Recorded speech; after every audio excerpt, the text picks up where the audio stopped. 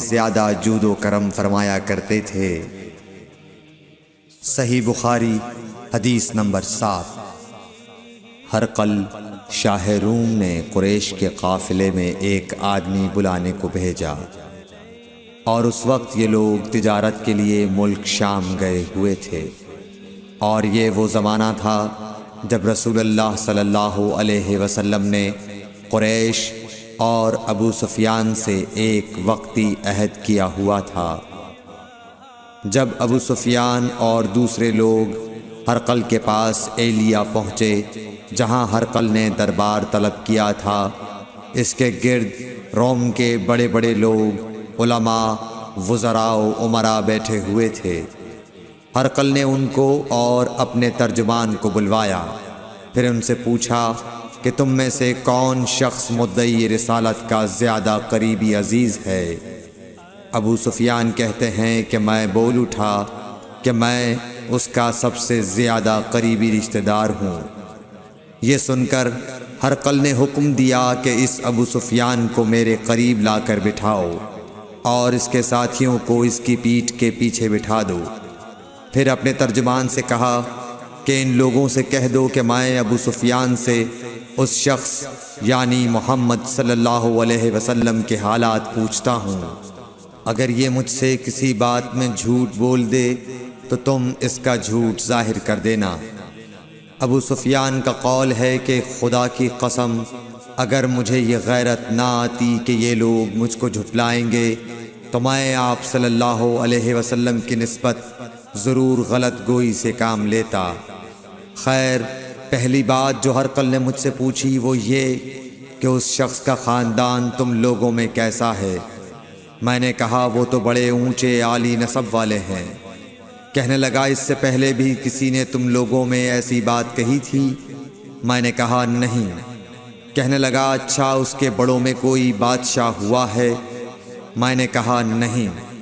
پھر اس نے کہا بڑے لوگوں نے اس کی پیروی اختیار کی ہے یا کمزوروں نے؟ میں نے کہا نہیں، کمزوروں نے۔ پھر کہنے لگا اس کے تابعدار روز بڑھتے جاتے ہیں یا کوئی ساتھی پھر بھی جاتا ہے؟ میں نے کہا نہیں۔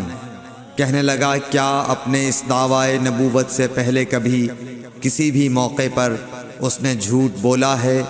میں نے کہا نہیں، اور اب ہماری اس سے صلح کی ایک مقررہ مدت ٹھہری ہوئی ہے، معلوم نہیں وہ اس میں کیا کرنے والا ہے۔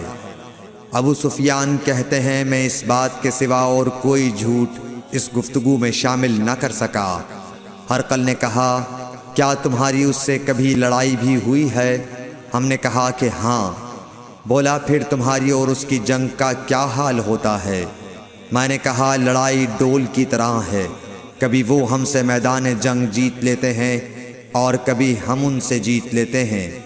ہرقل نے پوچھا وہ تمہیں کس بات کا حکم دیتا ہے؟ میں نے کہا وہ کہتا ہے کہ صرف ایک اللہ ہی کی عبادت کرو، اس کا کسی کو شریک نہ بناؤ، اور اپنے باپ دادا کی شرک کی باتیں چھوڑ دو، اور ہمیں نماز پڑھنے، سچ بولنے، پرہیزگاری اور صلہ رحمی کا حکم دیتا ہے۔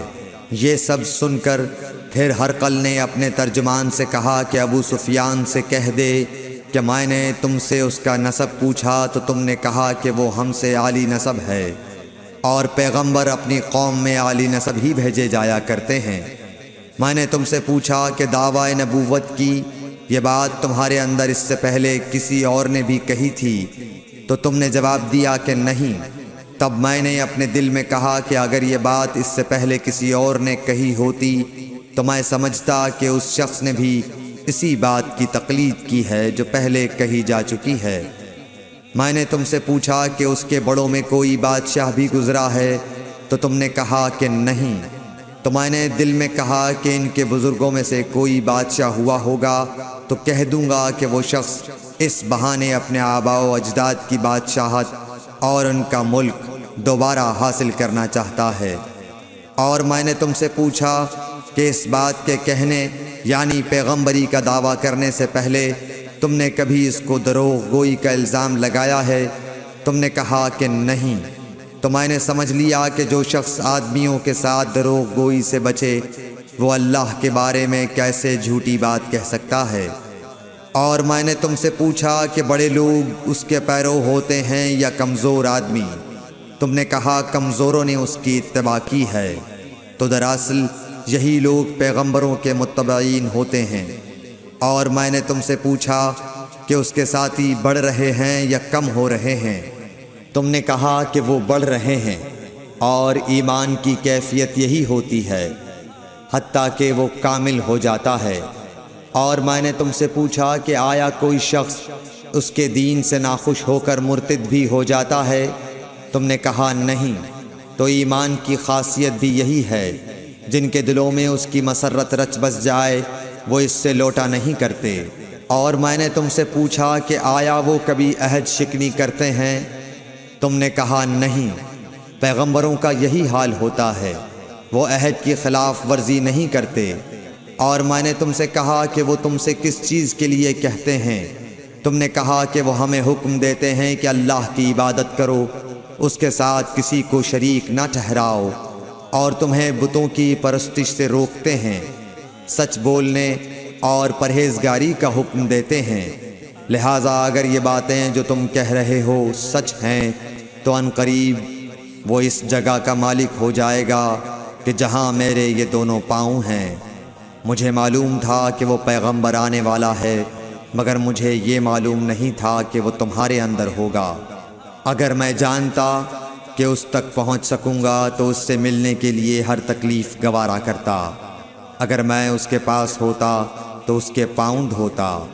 ہرقل نے رسول اللہ صلی اللہ علیہ وسلم کا وہ خط منگایا جو آپ نے وحیہ کلبی رضی اللہ تعالیٰ عنہ کے ذریعے حاکم بصرہ کے پاس بھیجا تھا، اور اس نے وہ ہرقل کے پاس بھیج دیا تھا۔ پھر اس کو پڑھا تو اس میں لکھا تھا، اللہ کے نام کے ساتھ جو نہایت مہربان اور رحم والا ہے۔ اللہ کے بندے اور اس کے پیغمبر محمد صلی اللہ علیہ وسلم کی طرف سے یہ خط ہے شاہ روم کے لیے۔ اس شخص پر سلام ہو جو ہدایت کی پیروی کرے۔ اس کے بعد میں آپ کے سامنے دعوت اسلام پیش کرتا ہوں۔ اگر آپ اسلام لے آئیں گے تو دین و دنیا میں سلامتی نصیب ہوگی، اللہ آپ کو دوہرا ثواب دے گا۔ اور اگر آپ میری دعوت سے روگردانی کریں گے تو آپ کی رعایا کا گناہ بھی آپ ہی پر ہوگا۔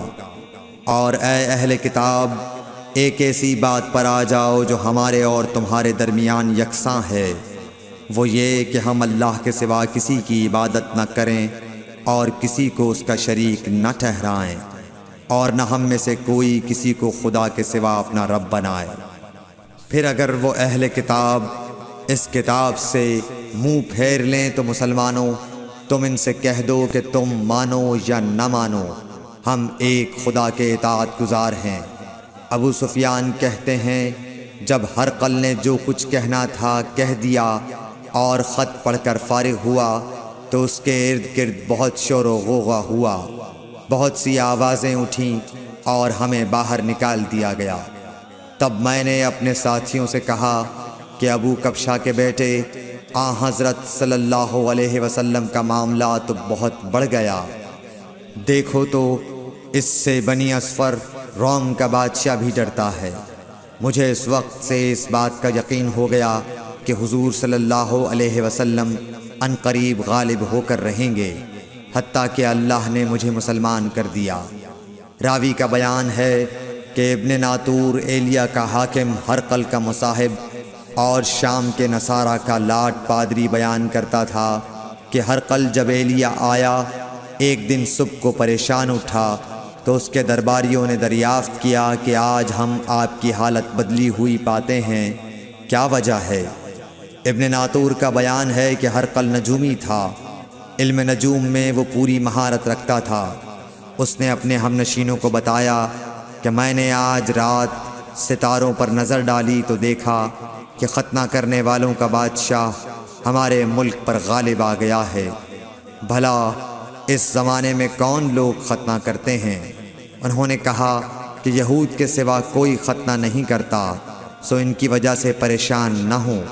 سلطنت کے تمام شہروں میں یہ حکم لکھ بھیجیے کہ وہاں جتنے یہودی ہوں سب قتل کر دیے جائیں۔